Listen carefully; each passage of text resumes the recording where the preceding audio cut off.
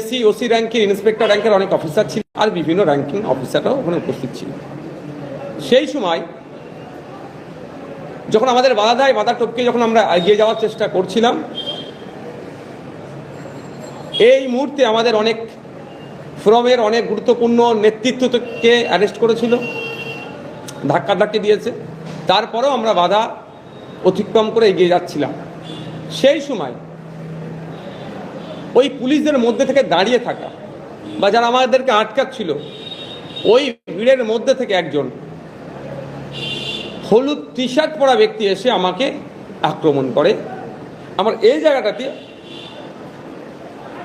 প্রচণ্ড আঘাতে ঘুষি মারে। জানি না তার ইন্টেনশনটা কি ছিল, কতটা তা সে আঘাত করার জন্য করেছিল। তবে আজকে আমার সন্দেহ হচ্ছে আমার উপর একটা প্রাণঘাতী হামলা চালানোরও অপচেষ্টা চলেছে। তারপরে পরেই আমি সংবাদ মাধ্যমে বলেছিলাম যে হলুদ টি শার্ট পরা একজন, আমি অভিযোগ দায়ের করেছিলাম হেয়ার স্ট্রিট থানাতে। সে অভিযোগের কপিটাকে আমি আগে দেখিয়ে দিই। যে অভিযোগে আমি হেয়ার স্ট্রিট থানায় 20 তারিখে অভিযোগ করেছি, সেখানে সরাসরি আমি বলেছি, দেখুন এখানে আছে যে একটি হলুদ টি শার্ট পরিহিতা অজ্ঞাত পরিচয় ব্যক্তি, যিনি হয়তো পুলিশকর্মী বা সাধারণের সঙ্গে যুক্ত কে হতে পারেন, আমার কাছে এসে হঠাৎ আমার পেটের অংশে ঘুষি মারেন। স্পেসিফিক এটা উল্লেখ করে অভিযোগ দায়ের করেছি। এখনো পর্যন্ত কলকাতার হেয়ার স্ট্রিট থানার পক্ষ থেকে একজন বিধায়কের উপরে এই প্রাণঘাতী হামলা চালালো কে, এটা এফআইআর পর্যন্ত করেনি বা এফআইআর নাম্বার পর্যন্ত আমাকে দেওয়া হয়নি। গতকালকের পর্যন্ত খবর এখনো আমি আপডেট নিচ্ছি যে এই ধরনের কিছু, অর্থাৎ হয়েছে এরকম একটা ভাব। তো প্রশ্ন এখানে, তারপরে কিন্তু আমি তো থেমে থাকার ছেলে নয়। আমি আমার যে ইন্টেলিজেন্স আছে, ভালোবাসার মানুষজন আছে যারা আপনাদের মতো ভিডিও করছিল, এই জায়গা থেকে খুঁজে বার করে প্রথম আমি ভিডিওটি উদ্ধার করি। আজকে ভিডিওটি আপনাদের সামনে পরিবেশন করব। সাথে সাথে তার নাম, তার বাড়ি কোথায়, সে কি পুলিশের লোক না সিভিলিয়ানের মধ্যে কি শাসক দল ঘনিষ্ঠ, এই সবগুলো আমি আমার যে টিম আছে তার মাধ্যমে আমি খুঁজে বার করেছি। সেইগুলো আজকে আস্তে আস্তে আপনাদের সামনে আমি পরিবেশন করব। প্রথম আমি ব্যক্তিটিকে আপনাদের দেখাই, যে ব্যক্তিটি কে, ব্যক্তির পরিচয় পড়ে দেব। এই হচ্ছে হলুদ টি শার্ট পরিহিতা যিনি আছেন, দেখেন হলুদ টি শার্ট পরিহিতা যিনি আছেন। আমি ঘুরাচ্ছি, প্রত্যেকের দিকে ঘুরাবো, দূরে থাকুন, সব দেখতে পাবেন। সবাইকে দেখানোর জন্যই আজকে দেখেছি আমি, আপনাদের মাধ্যমে বাংলার মানুষকে দেখাবো যে আমার উপরে প্রাণঘাতী হামলা কে চালাতে এসেছিল, কে এই ব্যক্তি, এর পরিচয় কি, ডেট অফ জয়নিং কবে হচ্ছে পুলিশে, ডেট অফ রিটায়ারমেন্ট কবে আছে, ডেট অফ বার্থ কি, সবটাই আপনাকে আমি দেখাবো। এই ব্যক্তিটি আমাকে হামলা করে, আমার উপর প্রাণঘাতী হামলা চালায়। আপনাদের জানিয়ে রাখি, সেই দিন মেডিকেল রিপোর্টে যতটা এসেছিল পরবর্তীতে ভয়ঙ্কর অবস্থা, আমার লিভারেও হয়তো আক্রান্ত হয়েছে, আমার লিভার আক্রান্ত হয়েছে। তো আমি এই মুহূর্তে বলতে পারছি না, কারণ আমি অসত্য পথ অবলম্বন করে পলিটিক্স আমি করি না।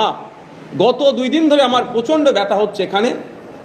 আমি ডক্টর সাহেবদের সাথে যোগাযোগ করেছি, তিনি আমাদেরকে জানিয়েছেন ওই আগামীকাল বা পরশুদিন আমাদের কলকাতায় ধর্মমঞ্চ হচ্ছে, এই ধর্মমঞ্চের স্থল থেকেই আমি ট্রিটমেন্টে যাব। এখানে আমার সিটি স্ক্যান, ফুল ইউএসজি না কি সব বললেন, আর করবেন যে লিভারে আক্রান্ত হয়েছে কি হয়নি, কেন এত ব্যথা হচ্ছে কেন। দেখ এই ব্যক্তিটি, আমি আরো ভালোভাবে বেশ কয়েকটি ছবি আপনাদের দেখাবো। এই ব্যক্তিটি আমার উপরে যে হলুদ শার্ট পরে আছেন তিনি আক্রমণ করেছেন। আমি ডে 1 থেকে আপনাদের বলেছি যে আমাকে হলুদ টি শার্ট পরিহিতা ব্যক্তি যিনি পরেছিলেন হলুদ টি শার্ট, তিনি আমাকে মেরেছেন। আমি অন্য কোনো কারো কথা বলিনি।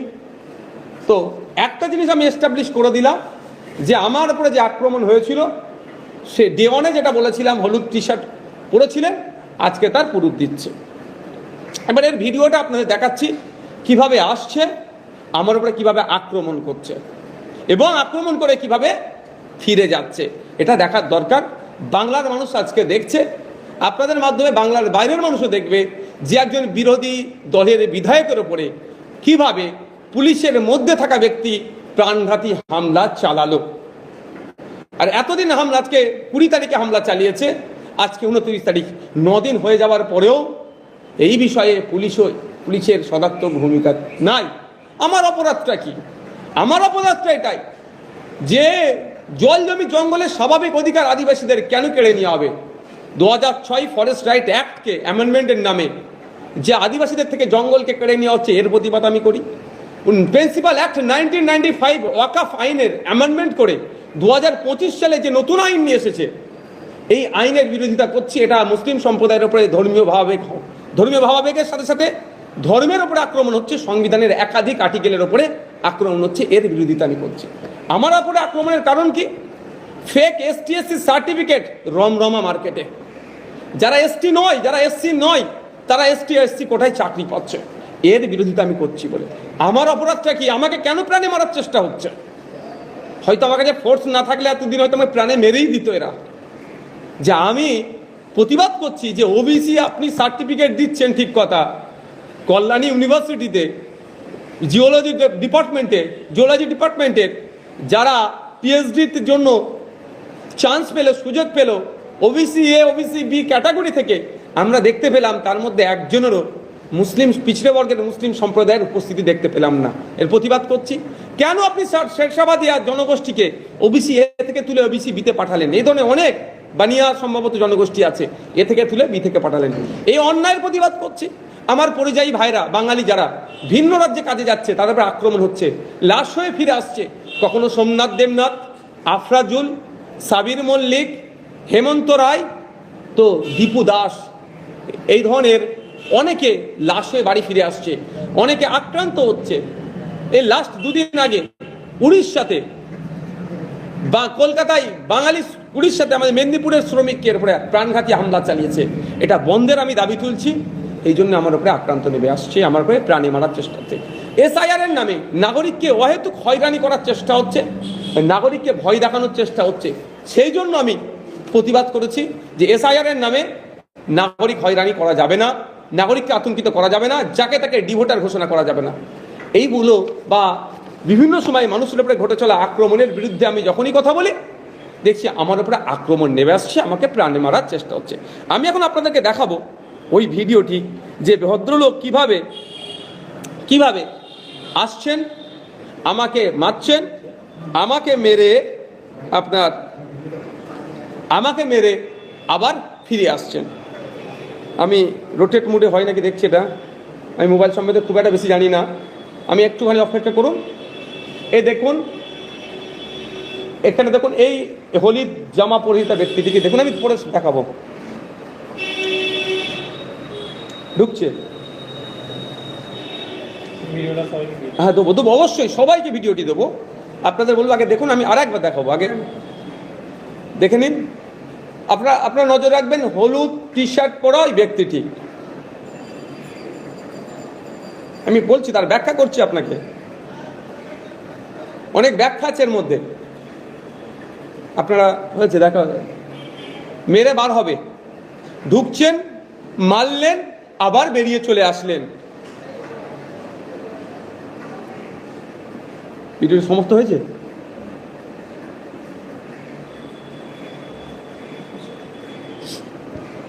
ভিডিওটি হয়েছে, ভিডিওটি দেব, আপনারা দেখবেন। এই ভিডিওটির মধ্যে আপনারা 55 সেকেন্ডের ভিডিও আছে না, এখনো বাকি আছে, একটু বাকি আছে, দেখুন, আপনারা দেখুন। সবাই আসছে, সবার আসছে।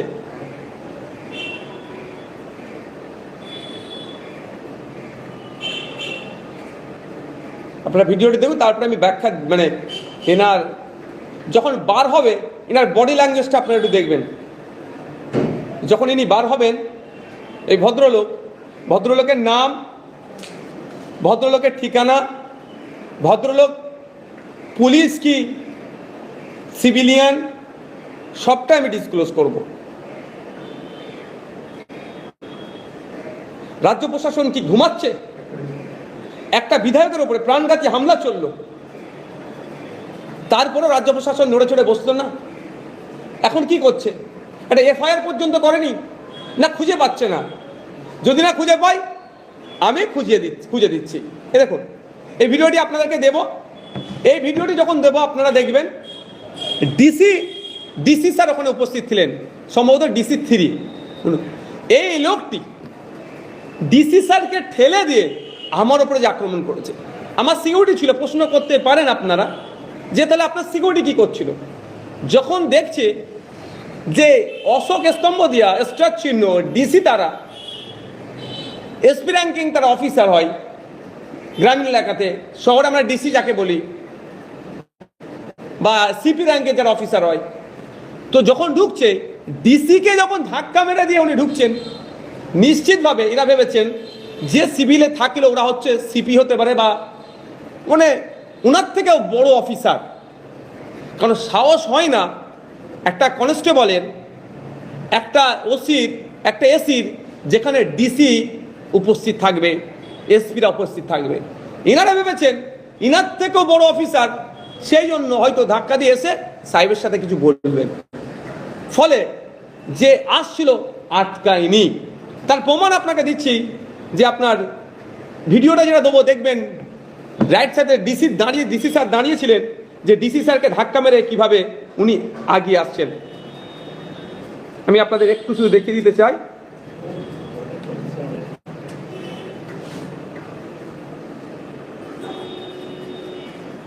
এখানে এখানে আমার সামনে যিনি আছেন খাকি পোশাক, এটা ডিসি স্যার। দেখুন, ধাক্কা মেরে ডিসি স্যারকে সরিয়ে দিলেন। এটা হচ্ছে ডিসি স্যার। এই দেখুন, আমাকে এখানে ধাক্কা মেরে ডিসি স্যারকে সরিয়ে দিলেন। আমি আপনাদেরকে আরেকবার দেখাতে চাই, একটু এই লোকটা একটু জানা দরকার। ইনার সামনে ডিসি স্যার এরকম ঢুকছে, ওনার লেফট সাইডে আমার সিকিউরিটি, ওনার রাইট সাইডে এটা করে দেখুন, ওনার রাইট সাইডে আমাদের রাজ্যের কলকাতা পুলিশের ডিসিটাকে ধাক্কা মেরে ঢুকে আমার উপরে হামলাটা চালিয়েছে। আর বার হবার রিয়াকশনটা একটু দেখুন, এই দেখুন বার হবার একটু রিয়াকশনটা আপনার দেখতে চাইছি। দেখেন মুখটা দেখুন, দেখুন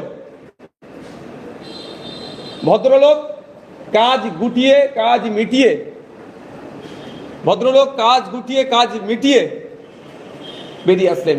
উনি যদি ওখানে ডিউটিরত অবস্থায় থাকেন তাহলে তো উনি বেরিয়ে আসবেন না। উনি যদি ওখানে ডিউটি করেন, গেলেন আমাকে ঘুষি মারতে হবে এই রকমের জায়গাতে, কেউ তো নিশ্চিতভাবে নির্দেশনা দেয়নি। এবার নির্দেশনা দেয়নি কি দিয়েছে, ইনার তৎক্ষণিক রিটার্ন আসাতে একটা সন্দেহ হয়ে যাচ্ছে। উনি যদি ওখানে ডিউটি থাকে তো আমাকে আটকাবেন, কিন্তু আটকানোর দায়িত্ব ওনার থাকে। তার পরিবর্তে উনি মেরে আমাকে বেরিয়ে চলে আসলেন। এবার আমি ওনার একটু ডিটেলসটা আপনাদেরকে জানাতে চাই, ভদ্রলোকের জানা দরকার। ইনার ফ্যামিলি না কালকে আবার প্রেস কনফারেন্স করে বলে আমার নামে, কারণ এখন তো মহিলাদেরকে দিয়ে প্রেস কনফারেন্স করিয়ে দিচ্ছে। এই ভদ্রলোকের নাম হচ্ছে প্রদীপ কুমার দে। এই ভদ্রলোকের নাম প্রদীপ কুমার দে, কলকাতা পুলিশের উনি একজন কনস্টেবল। ওনার ডেট অফ বার্থ একটু জেনে নেওয়া দরকার। 28/1/1971 সালে ওনার ভদ্রলোকের জন্ম। ওনার গার্জেনের নাম ধীরেন্দ্রনাথ দে। ওনার বাড়ি, প্রিন্টটা ছেড়ে গেছে রে বাবা, বলছি বাড়ির ডিটেলসটা বলছি, কারা প্রিন্ট করেছে। আচ্ছা, ওনার ডেট অফ জয়নিং 31/1/1995 সালে উনি কলকাতা পুলিশে জয়েন্ট হয়েছেন। ওনার ডেট অফ রিটায়ারমেন্ট 31/1/2031। এই ভদ্রলোকের কোয়ালিফিকেশনটা একটু জানা দরকার। একটা এমএলএ কে এসে ভাট করে মারছে, প্রাণঘাতী হামলা চালাচ্ছে। ভদ্রলোক মাধ্যমিকের গন্ডি পার করতে পারেননি, ওনার একটা কোয়ালিফিকেশন। আর কতটা কম বলে অপমান ওনাকে করবো না। ফোন নম্বরটা দেবো না, ওনার সাথে আমার আইনি লড়াই হবে। ফোন নম্বর বললে কেউ ওনাকে ফোন করে ডিস্টার্ব করতে পারে। ফোন নম্বর পর্যন্ত আমার আছে।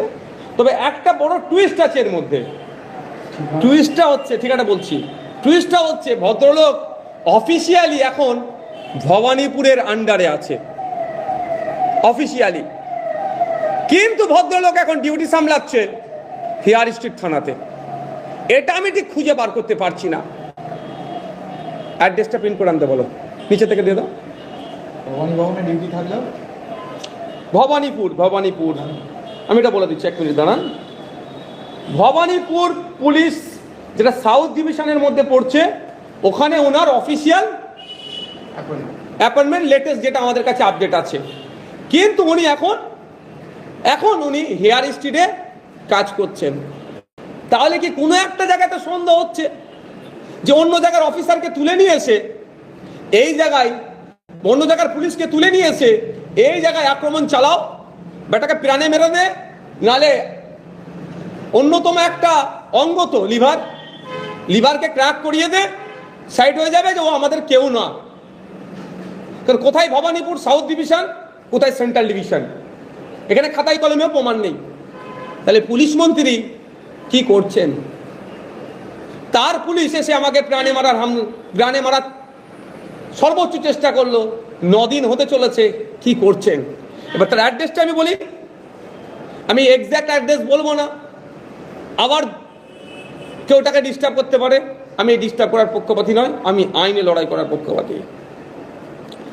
এই ভদ্রলোকের চাকদা থানার আন্ডারের বাড়ি, নদিয়া ডিস্ট্রিক্টের বাড়ি। দুটো বললাম, থানার নাম বললাম যে থানায় বাড়ি, আর কোন জেলাতে বাড়ি। চাকদা থানা, নদিয়া জেলাতে। এই আমি ডিটেলস তুলে দিলাম।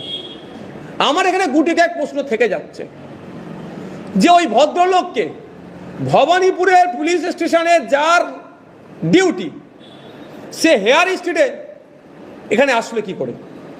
হেয়ার স্ট্রিটে তিনি ডিউটি সামলাচ্ছেন কিভাবে? খাতায় কলমে তো এখনো দেখতে পেলাম না। যদি আমি হেয়ার স্ট্রিটে অভিযোগ করেছি, অভিযোগ তো তার থানাতে আছে, কেন তার এফআইআর পর্যন্ত করা হলো না? এখনো পর্যন্ত আমাকে এফআইআর কপি দেয়নি। জাস্ট আমার অভিযোগ নিয়েছে, রিসিভ দিয়েছে। এর বাইরে রাজ্যের একটা এমএলএকে প্রাণঘাতী হামলা চালালো, এখনো পর্যন্ত আপনার কারা চালালো বা স্পেসিফিক আমি কি বললাম যে হলুদ শার্ট পরেছিল, সবই ওখানে তো হাজার হাজার হলুদ শার্টের লোক ছিল না, খুঁজে বার করতে পারল না। এই পুলিশ ক্যালকাটা পুলিশকে স্কটল্যান্ড ইয়ার্ডের সাথে আমাদের মাননীয়া তুলনা করেন। তাহলে স্কটল্যান্ড ইয়ার্ড এতটাই ব্যর্থ হয়ে গেল যে ওখানে যারা ছিল এবং কোনখানে হয়েছে পার্টিকুলার আমার অভিযোগে কিন্তু বলা আছে যে ওই জায়গাটির মধ্যে হতে পারে। তাহলে তার খুঁজে বার করলো না। না খুঁজে বার করার মধ্যে আমার তো কোনো জায়গাটা সন্দেহ লাগছে। সন্দেহটা এটাই যে তাহলে আমাকে মারতে, প্রাণঘাতী মারতে কারা পাঠালো? তদন্ত হোক। পুলিশ যদি তদন্তে ফেলিওর হয়, কোর্টের দরজা খোলা আছে, কোর্টে যাব, কোর্ট থেকে তদন্ত করব কে বা কারা আমাকে আমার উপরে প্রাণঘাতী হামলা চালানোর জন্য ওই অফিসারটাকে, ওই পুলিশ কনস্টেবলটাকে পাঠালো। আর একটা মজার কথা শুনুন, এই যে কনস্টেবলের হচ্ছে এর এক্সাক্ট কি বলতে পারবো না। আপনারা অনেকে খবর দেখিয়েছিলেন, মাদ্রাসার শিক্ষকরা প্রেস ক্লাবের সামনে বেশ কয়েকদিন ধরে ধর্নায় বসেছিল, রাত্রিরে তাদেরকে বন্দুক দেখিয়ে মারধর করে তুলে দিয়েছিল। তখন আমার বলেছিল যে একটা লম্বা সান্ডা লোক, খুব লম্বা চওড়া লোক, গোপ আছে, সেই এদেরকে বন্দুক বার করে দেখিয়েছিল। এটা তো হতে পারে, আমি সেটা বলবো না যে উনি এই ব্যক্তি, কারণ এর পাস রেকর্ড খুব একটা ভালো নয়, সন্দেহ হচ্ছে। দ্বিতীয় হচ্ছে কলকাতা পুলিশের বর্তমানে যেটা ওই করে রেখেছে গো, ওয়েলফেয়ার বোর্ড নাকি এটা আছে, এই পুলিশটা ওয়েলফেয়ার বোর্ডের নেতৃত্ব যারা আছে তাদের সাথে খুব ভালো মোহরম, অর্থাৎ ওয়েলফেয়ার বোর্ডের কাছে একজন গুড কনস্টেবল হিসাবে পরিচিত। তাহলে গুড কনস্টেবলকে ভবানীপুর থানা থেকে পাঠিয়েছে এই জন্যই যে হয়তো নওশাদ সিদ্দিকী, তাদের নজরে ব্যাড নওশাদ সিদ্দিকীকে প্রাণে মারো, গুডকে দিয়ে ব্যাড কি তো হয়, তাদের নজরে গুড ওই কনস্টেবলটা যে একটা এমএলএ এর বুকে ঘুষি মারতে পারে, আর যে এমএলএ শিক্ষা, স্বাস্থ্য, কর্মসংস্থান, রুজিরুটি, মজুরি বৃদ্ধি কিভাবে হবে, সাম্প্রদায়িক সম্প্রীতি কিভাবে বরকরার থাকবে, সাম্প্রদায়িক শক্তিকে কিভাবে বিচ্ছিন্ন করা যাবে তার নিয়ে কথা বলছি, ওদের নজরে আমি ব্যাড, এটা হতে পারে। তো এই পরিস্থিতিতে এসে আমরা দাঁড়িয়েছি। আমি মিডিয়ার মাধ্যমে রাজ্যের পুলিশ মন্ত্রী তথা মুখ্যমন্ত্রীর কাছে একটাই বার্তা দিতে চাই, যদি আপনি বা আপনার দল এই অপকর্মের সাথে যুক্ত না হয়, 24 ঘন্টার মধ্যে আপনি এর একটা বিহিত করবেন। আর যদি আপনার দলের বা আপনাদের কোনো ইন্টেনশন থেকে থাকে, তাহলে আপনারা এই এত প্রেস কনফারেন্স করে সত্যতা যাচাইয়ের উপরেও আপনারা চুপ থাকবেন। বাংলার মানুষকে বলবো, 24 ঘন্টা অপেক্ষা করুন, কি করছে দেখি। 24 ঘন্টা কেটে যাওয়ার পরে যদি দেখি না করে, আমি এই অভিযোগের নিয়ে, আমি তো মারামারি হানাহানির পক্ষপাতী নই, আপনারা ভালো করেই জানেন। আমি শান্তি সম্প্রীতির ঐক্যের সবসময় কথা বলি, আমি দুটো জোড়ার কথা বলি, আমি ভাঙার কথা কোনোদিন বলিনি আর বলবও না। আমার রাজনৈতিক করে আমার পেট চলবে, সংসার চলবে, এটা আমার প্রফেশন, পেশা, এটাকে আমি এভাবে নিই না। সুতরাং 24 ঘন্টার পরে যদি দেখি রাজ্যের পুলিশ মন্ত্রী তথা মুখ্যমন্ত্রী তাদের উপরে ওঠা অভিযোগকে তারা ন্যস্ত করেননি,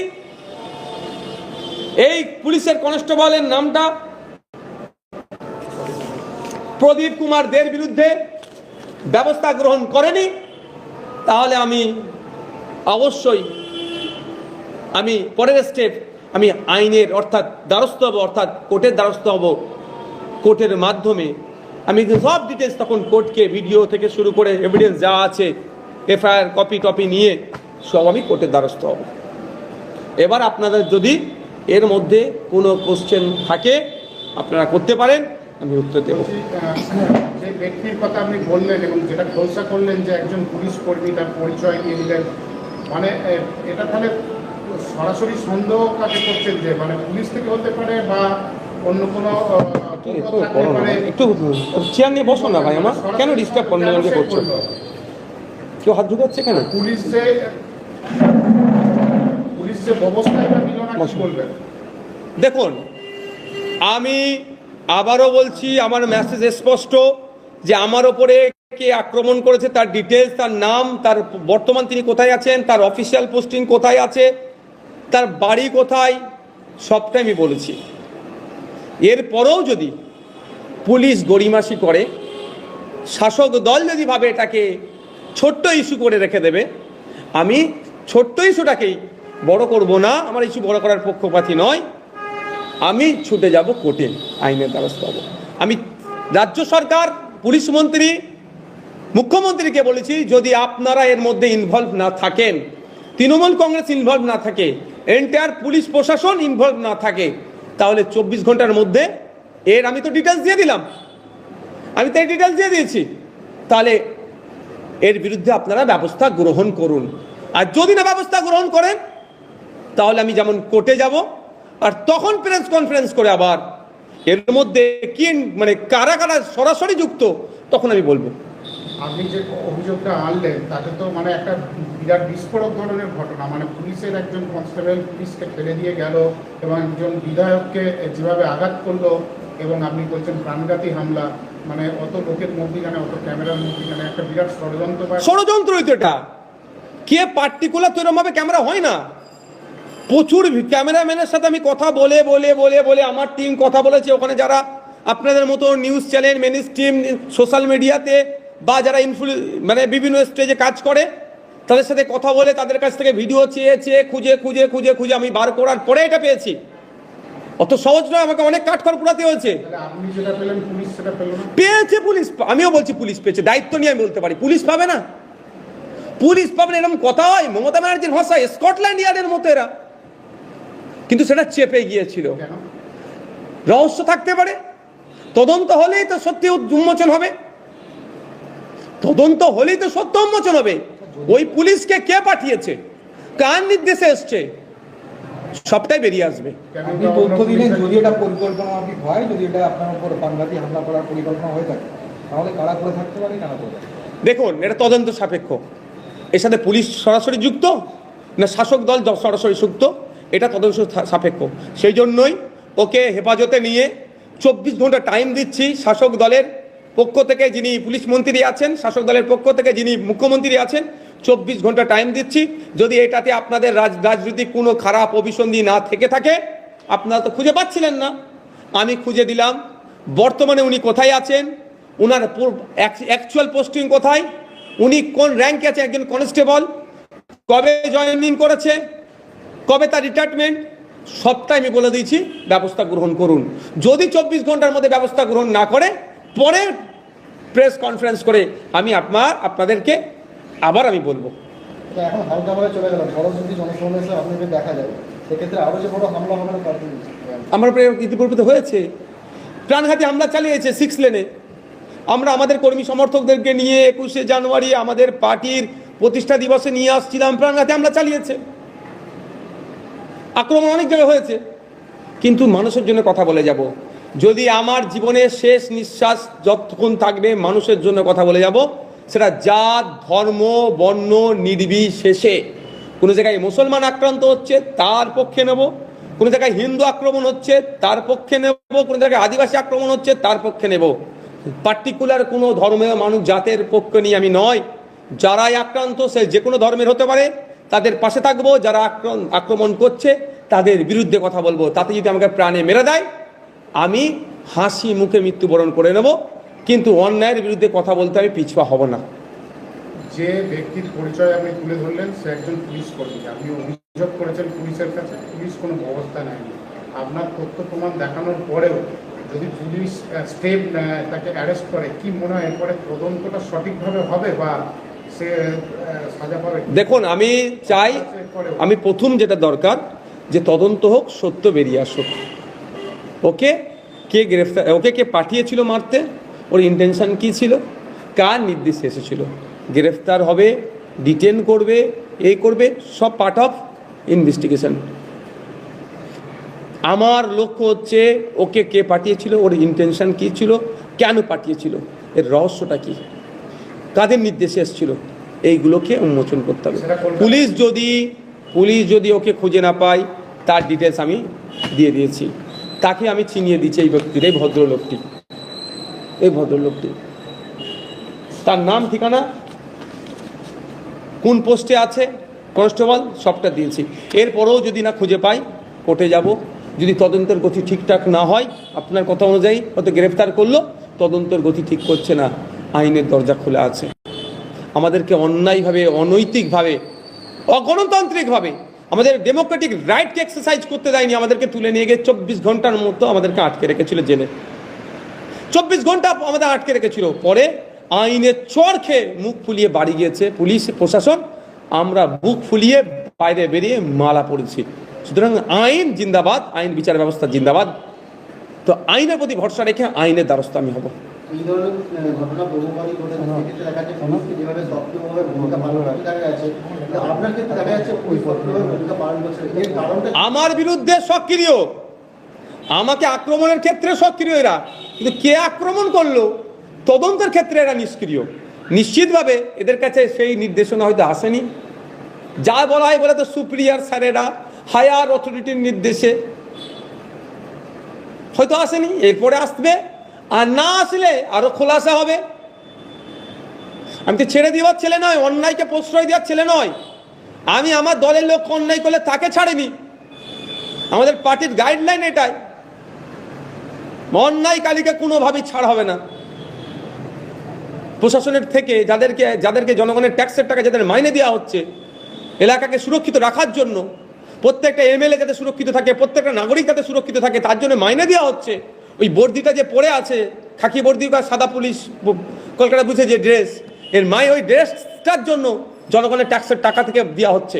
তারা যদি নাটক করে, এই ড্রেস পরে কারো চাটকারিতা করে, তার বিরুদ্ধে তো লড়াই চলবে ভাই।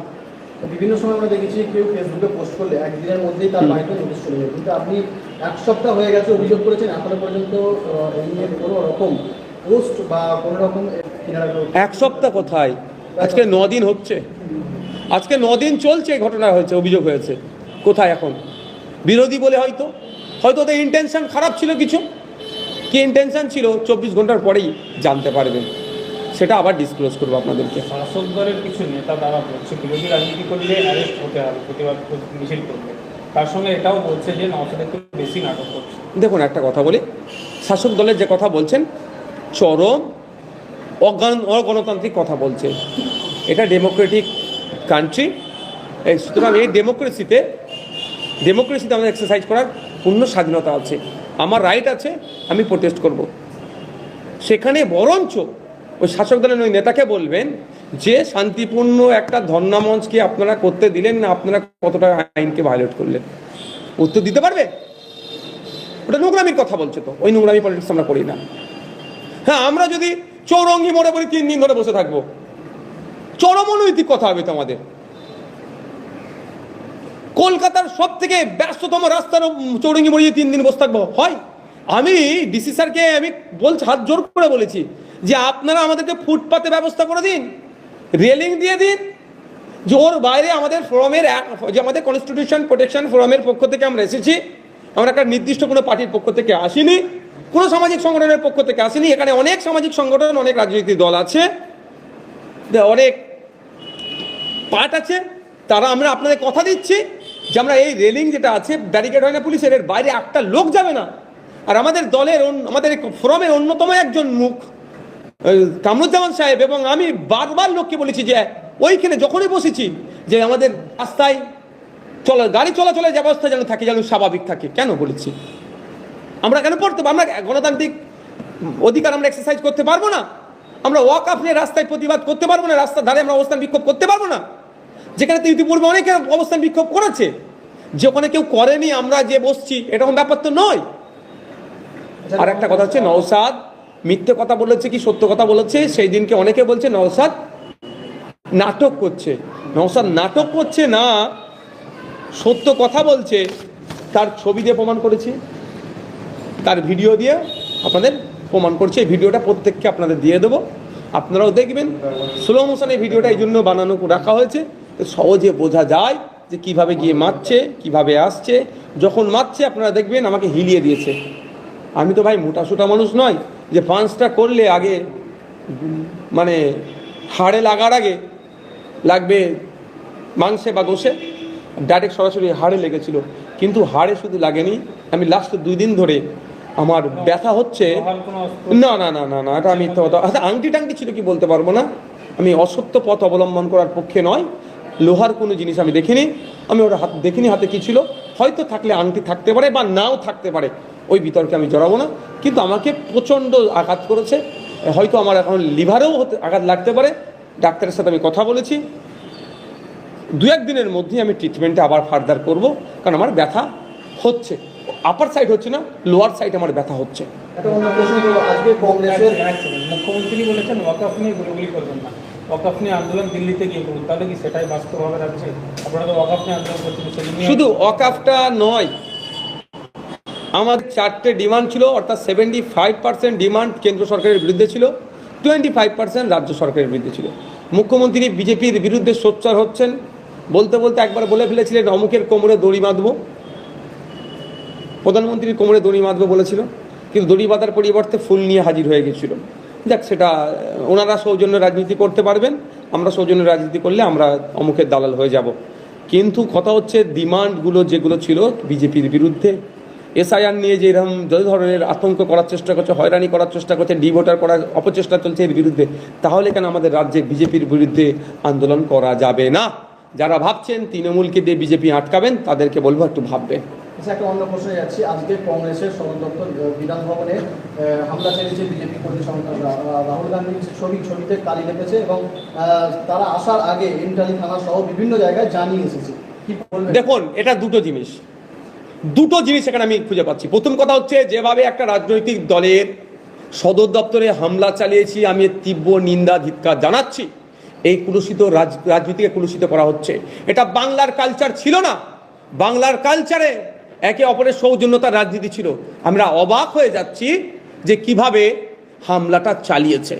রাহুল গান্ধীর নেতৃত্বে যেভাবে বিজেপিকে কোণঠাসা করার জন্য তিনি উঠে পড়ে লেগেছেন, বিজেপি তটস্থ হয়ে যাচ্ছে, ভয় পেয়ে গিয়েছে, এই জন্যই হামলা চালিয়েছে।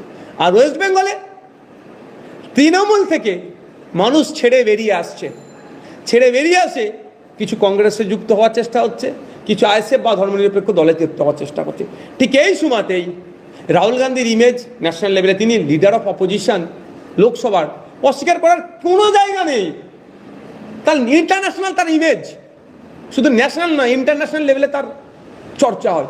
সুতরাং তিনি যেভাবে এখন যুব সমাজকে উদ্দীপনা তৈরি করেছে, বিজেপির বিরুদ্ধে শক্তি তৈরি হচ্ছে, বিজেপিও ভয় পেয়েছেন, সাথে তৃণমূলের ঈর্ষার কারণ হয়ে দাঁড়িয়েছে। সেই জন্য আপনার কথা অনুযায়ী আমি বলছি, পুলিশ প্রশাসন কোথায় ছিল? একটা রাজ্য অফিস, আইবি কোথায় ছিল? ডিআইবি কোথায় ছিল? এসবিরা কোথায় ছিল? আমরা কিছু করলে একদম পুলিশদের ঘেরে আমাদেরকে লাঠি চার্জ, বুকে কিল মেরে তুলে নিয়ে চলে যাচ্ছেন। আমাদের প্রথম সারির নেতৃত্বরা যারা ফোরামের, তাদেরকে 24 ঘন্টা জেল খাটালেন, এমন এমন ধারা দিয়েছিলেন, বেশ কয়েকদিন জেলে রাখতেন, পুলিশ কাস্টাডি জেল কাস্টাডিতে রাখার চেষ্টা করেছিলেন। আমাদের আইনজীবীদেরকে ধন্যবাদ জানাবো, তারা আইনি লড়াইয়ে আমাদেরকে জামিন করিয়েছে। আর এই ঘটনা ঘটছে আপনারা জানেন না? এই ঘটনাতে বিজেপি যতটা দায়ী, বিজেপি যতটা যুক্ত, আমি মনে করছি সঠিক ইনভেস্টিগেশন হলে তৃণমূল প্রশাসনকে চুপ রেখে অতটাই রাজনৈতিক ফায়দা নেওয়ার চেষ্টা করছে। আমি আশা করব এই ঘটনা যারা ঘটিয়েছে একটাও না ছাড় পায়। এই পশ্চিমবাংলার সৌজন্যের রাজনীতিকে যারা বিনষ্ট করার চেষ্টা করছে, তাদের বিরুদ্ধে আইনি লড়াই প্রশাসন করবে। কিন্তু কোন প্রশাসন করবে এটা ভাবার বিষয়। বলছেন আপনারা এন্টালি থানা, হ্যাঁ আরও কোনো থানা নাকি জানতো, তারপরেও তাদেরকে রিজেস্ট করেনি বা আটকায়নি, তাহলে সেই প্রশাসন করবে আমার সন্দেহ হচ্ছে।